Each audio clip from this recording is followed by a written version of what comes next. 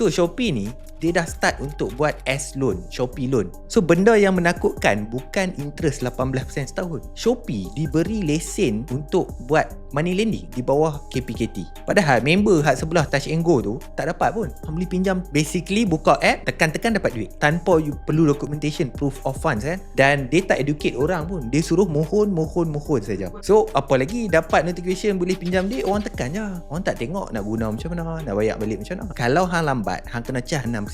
Dan benda tu boleh compound. Senang ceritalah kita buat matematik. Kalau kita pinjam 10,000, kita lambat bayar setahun, interest dan compound semua tu boleh beli iPhone baru. So orang bising lah. Sebab apa?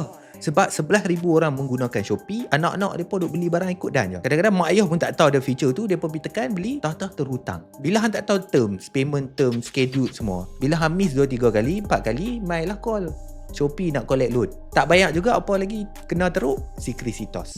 Tak pasal-pasal submit loan nak beli rumah, nak beli kereta, kena reject.